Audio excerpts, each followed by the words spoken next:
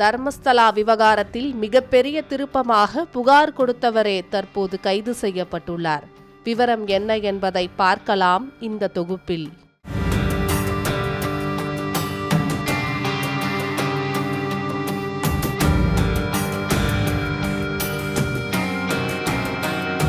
கர்நாடகாவில் உள்ள புகழ்பெற்ற கோவில்களில் ஒன்று தட்சிண கன்னடா மாவட்டம் பெலதங்கடி தாலுகாவில் உள்ள தர்மஸ்தலா மஞ்சுநாதர் கோவில். இந்த கோவில் நேத்ராவதி ஆற்றங்கரையோரம் அமைந்துள்ளது.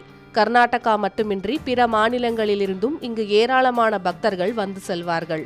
இந்நிலையில்தான் இந்த கோவிலில் பணியாற்றிய முன்னாள் தூய்மை பணியாளர் சின்னையா என்பவர் கடந்த ஜூன் மாதம் போலீசில் பரபரப்பான புகார் ஒன்றை அளித்தார். அதில் கடந்த 1995 ஆண்டு முதல் 2014 ஆண்டு வரை 19 ஆண்டுகள் இந்த கோவிலில் தூய்மை பணியாளராக பணியாற்றினேன்.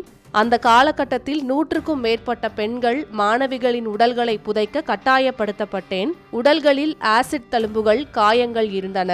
இப்போது கோவிலில் வேலை செய்யவில்லை, வெளி மாநிலத்தில் வசிக்கும் நிலையில் எனக்கு குற்ற உணர்ச்சி தாங்க முடியவில்லை, அதனால் புகார் அளிக்க வந்தேன் என்றார். இந்த விவகாரத்தில் பெண்கள் பாலியல் வன்கொடுமை செய்யப்பட்டு கொலை செய்யப்பட்டிருக்கலாம் என சந்தேகம் எழுந்தது. இது பற்றி விசாரிக்க SIT எனும் சிறப்பு விசாரணை குழு அமைக்கப்பட்டது. அது மட்டுமின்றி புகார்தாரர் சின்னையா அடையாளம் காண்பித்த 16 இடங்களில் உடல்களை தோண்டும் பணிகள் நடந்தது. அப்போது சில எலும்புக்கூடுகள் கண்டுபிடிக்கப்பட்டன. இதனால் அவர் சொல்வது உண்மையாக இருக்கலாம் என நம்பப்பட்டது. இது தொடர்பாக தொடர்ந்து சிறப்பு விசாரணை குழுவினர் விசாரணை நடத்தினர். இந்நிலையில்தான் புகார் கொடுத்த நபரையே இப்போது சிறப்பு விசாரணை குழுவினர் கைது செய்துள்ளனர். புகார் அளித்த தூய்மை பணியாளர் சின்னையா 70 முதல் 80 உடல்களை புதைத்ததாக கூறியிருந்தார். ஆனால் சிறப்பு விசாரணை குழுவினரின் தேடுதல் பணியில் அத்தனை உடல்கள், எலும்புக்கூடுகள் கிடைக்கவில்லை.